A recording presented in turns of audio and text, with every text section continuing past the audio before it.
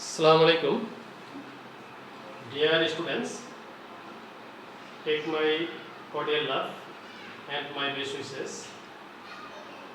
Hope you are all fine at home. You have already known your examination is coming at the end of this month. The subject are Bengali, English and Math. So, নিজেকে প্রস্তুত করে নাও পরবর্তী পরীক্ষার জন্য। আজ আমি তোমাদের এই আসন্ন পরীক্ষার সিলেবাসের অন্তর্ভুক্ত ট্রান্সফরমেশন অফ সেন্টেন্সেস নিয়ে আলোচনা করব। তাহলে বোর্ডের দিকে লক্ষ্য করো। আমাদের আজকের topics transformation of sentences.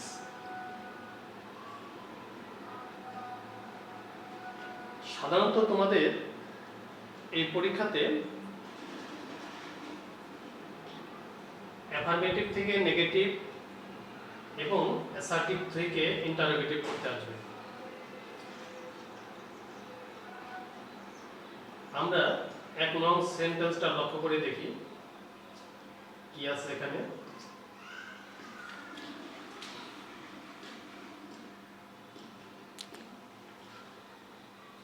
Only Allah can help us.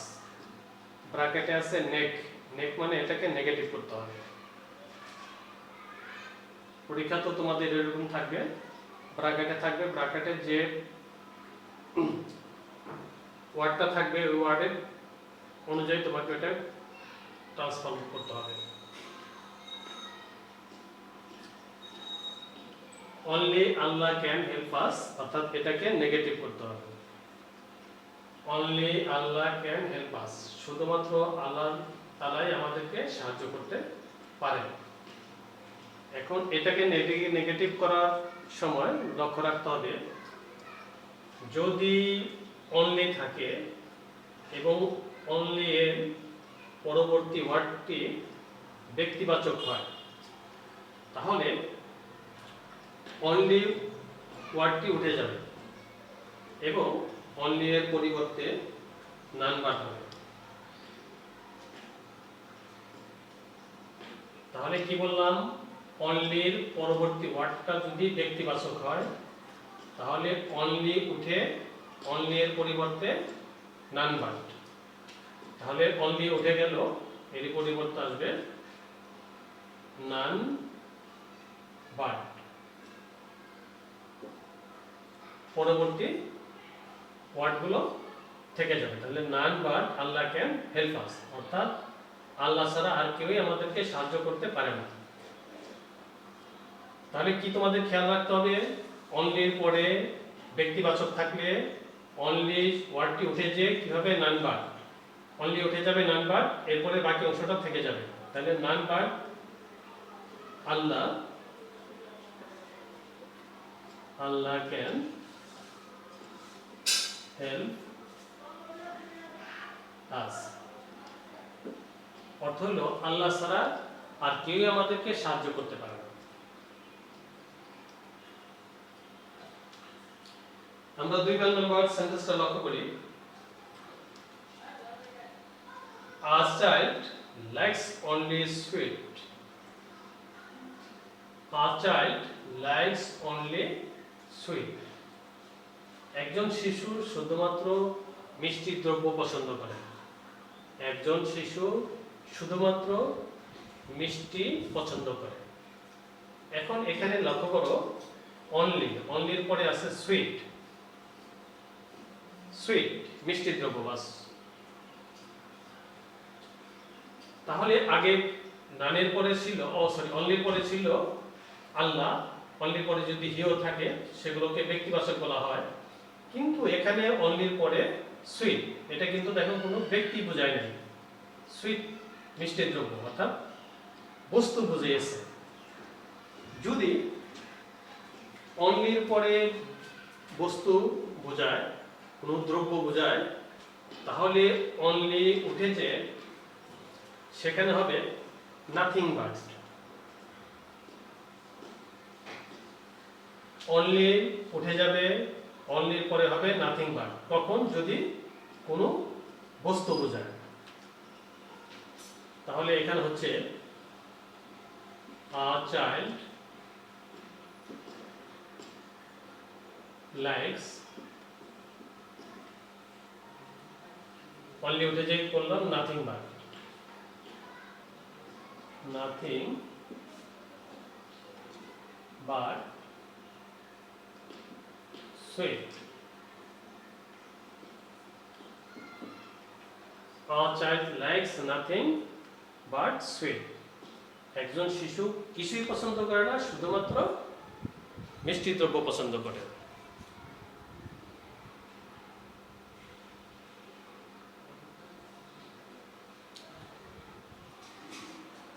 এরপরে লক্ষ্য করো,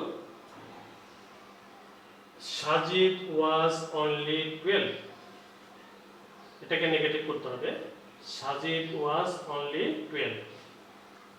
এখানে অনলি তিনটা ব্যবহার দেখো আমি দিয়েছি। অনলির পরে ব্যক্তিবাচক, তখন হলো নাম্বার।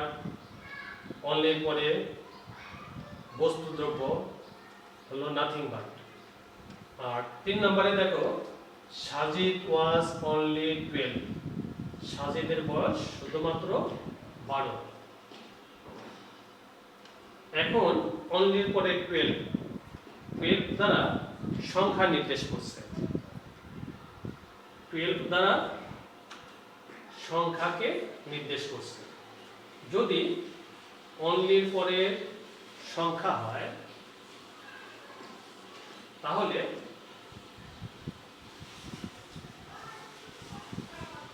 নট মোর দেন অথবা not less than.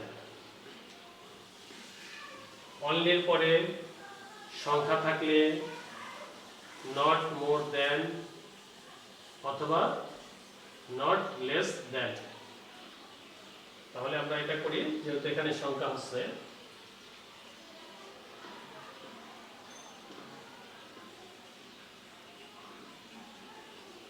Sajid was not more than 12.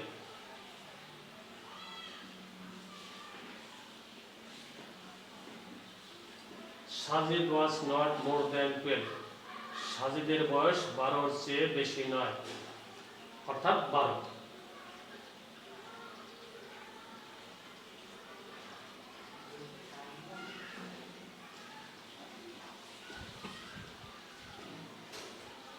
চার নম্বরটা লক্ষ্য করি। আচ্ছা, তার পূর্বে আবার বলছি, সম্ভবত পূর্বের 3টা সেন্টেন্সকে আমরা নেগেটিভ করলাম, তোমরা বুঝতে পেরেছ। আমি আরেকবার রিভিউ করি। অনলি পরে ব্যক্তিবাচক থাকলে নান বাট, অনলির পরে বস্তুবাচক থাকলে নাথিং বাট, অনলির পরে সংখ্যা নির্দেশ করলে নট মোর দেন অথবা not less than.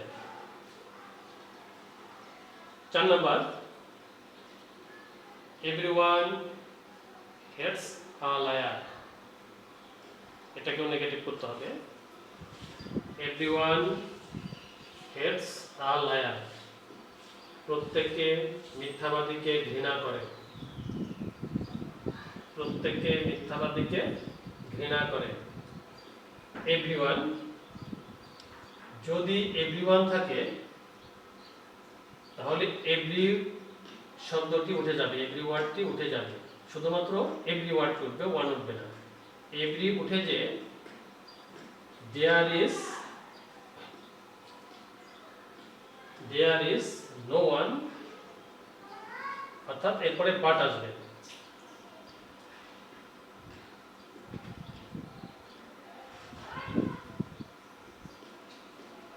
There is no one but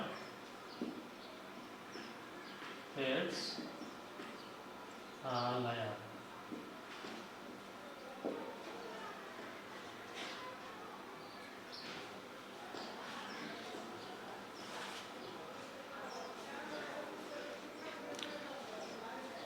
তাহলে দেয়ার ইজ নো, আর এরপরে আসলো বাট। এর পরিবর্তে দেয়ার ইজ নো, এরপরে বাট। তাহলে there is no one but it's a liar.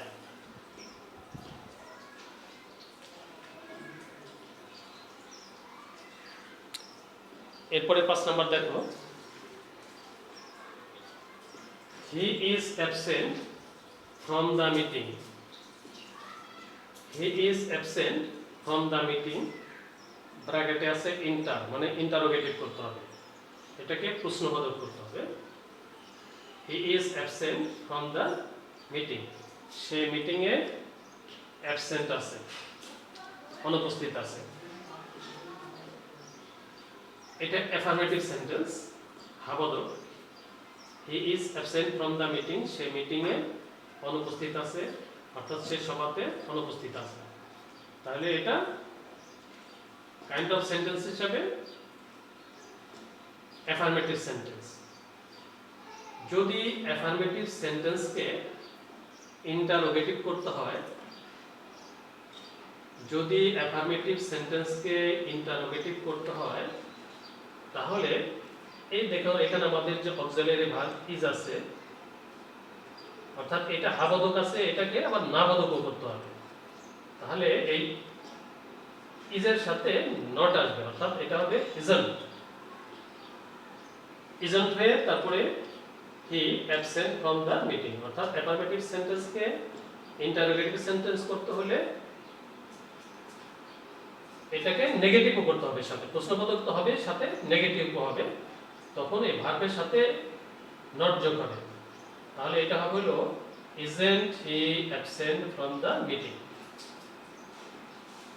যদি এটা অ্যাফার্মেটিভ হয়। Isn't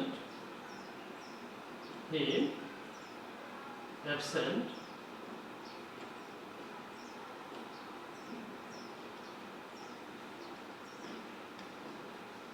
from the meeting? শেষে নোট অফ ইন্টারোগেশন, প্রশ্নবোধক চিহ্ন, কোশ্চেন মার্ক।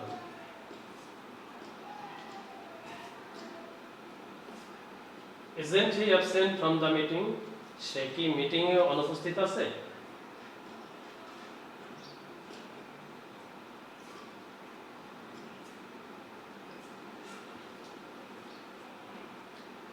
ছয় নম্বরটা লক্ষ্য করি, he is not a good student, এটাকেও ইন্টারোগেটিভ করতে হবে। he is not a good student, সে ভালো ছাত্র না। এখানে একটু লক্ষ্য করো, ইজের পরে এখানে একটা নেগেটিভ দেওয়া আছে, নট আছে। যদি এটা নেগেটিভ ফর্মে থাকে, অর্থাৎ নট যুক্ত থাকে, এটাকে কোশ্চেন করার সময় নট উঠে যাবে, আর যখন নট থাকবে না তখন নট যোগ হবে। যেমন 5 নাম্বারটায় নট ছিল না, ইজ শুধু ইজ ছিল, এর সাথে একটা নট যোগ হলো। নট না থাকলে নট এসে যোগ হবে প্রশ্ন করার সময়। আর যদি নট থাকে, যেমন এখানে he is not a good student, যদি নট থাকে তখন ইন্টারোগেটিভ করার সময় নটটা উঠে যাবে, আর এই ইজটা প্রথমে আসবে, অর্থাৎ প্রশ্ন করার জন্য ইজ আগে আসবে। তাহলে হবে is he a good student, সে কি একজন ভালো ছাত্র? Question mark. তাহলে এই জায়গাটা একটু লক্ষ্য করবেন, যখন অ্যাফার্মেটিভ ফর্ম থাকবে অর্থাৎ নট থাকবে না, সেটাকে ইন্টারোগেটিভ করার সময় নট যুক্ত হবে, যেমন এখানে ইজন্ট হয়েছে। আর যখন এটা নেগেটিভ ফর্মে থাকবে, এটাকে প্রশ্ন করার সময় নট উঠে যাবে, অর্থাৎ নেগেটিভটা উঠে যাবে, তখন হবে is he a good student. আশা করছি সবাই লক্ষ্য করছো। এবং বুঝতে পারতেছে।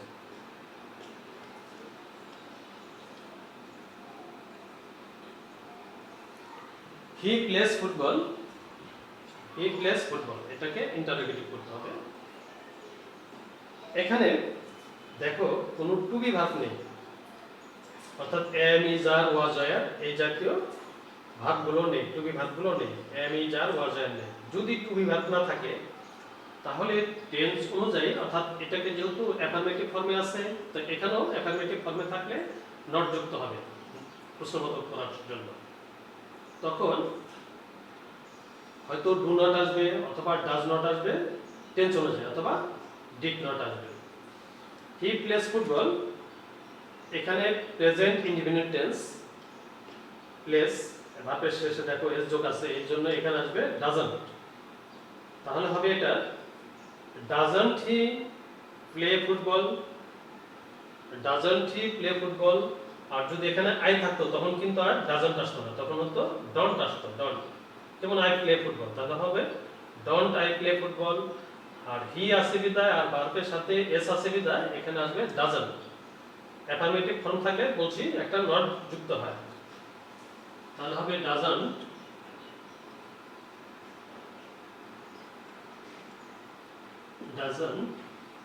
হি প্লে ফুটবল।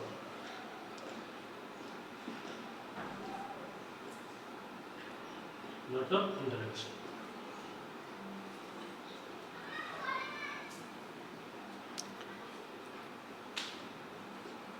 8 number,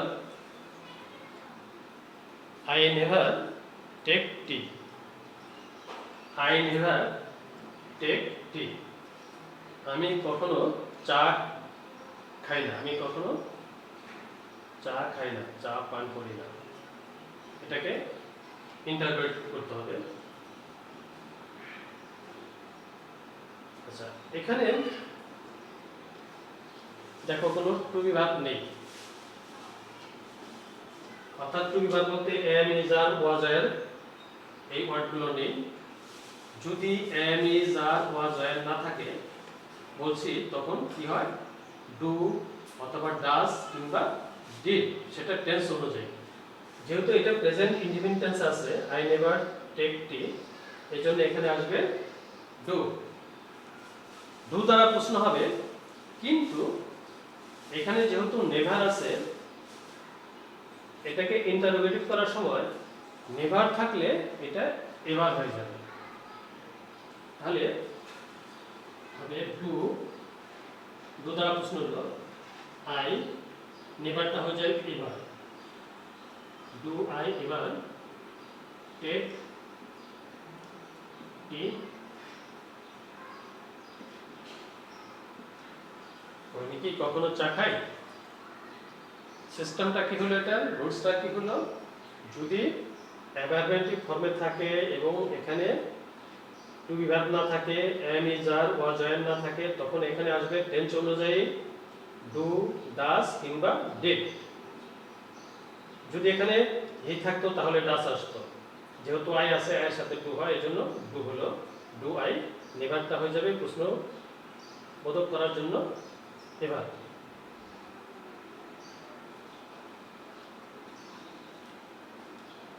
সর্বশেষ সেন্টেন্সটা আমরা লক্ষ্য করি, I shall remember you, I shall remember you, আমি তোমাকে স্মরণ করিব, আমি তোমাকে মনে করিব, মনে রাখব। আই শ্যাল রিমেম্বার ইউ, এটাকে নেগেটিভ করতে হবে। যদি আমি এইরকম বলি যে আই শ্যাল রিমেম্বার ইউ, আমি তোমাকে মনে রাখবো, যদি আমি এরকম বলি আমি তোমাকে মনে রাখবো না, তাহলে তো আসলে কন্ট্রাডিকশন হয়ে গেল, হ্যাঁ, অর্থটা বিপরীতমুখী হয়ে গেল। এই বলতেছি আমি মনে রাখবো, আবার যদি বলি মনে রাখবো না, তাহলে অর্থটা পুরোপুরি চেঞ্জ হয়ে গেল। এই জন্য এটার অর্থটাকে, সেন্সটাকে একই রকম রেখে এটাকে নেগেটিভ করতে হবে। আমি তোমাকে মনে রাখবো, এটাকে যদি আমরা নেগেটিভ করি তাহলে বাংলাটা হবে এরকম যে আমি তোমাকে কখনো ভুলিব না। তাহলে আমি তোমাকে কখনো ভুলিব না, এটাকে করতে হলে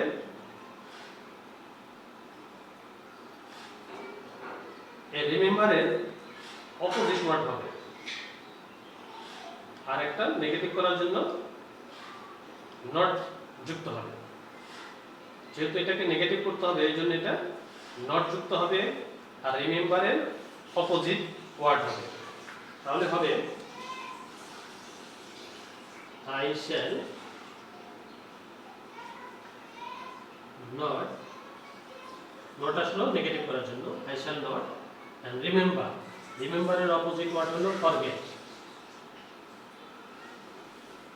remember মনে রাখা, forget ভুলে যাও, I shall not forget you, আমি তোমাকে ভুলিব না।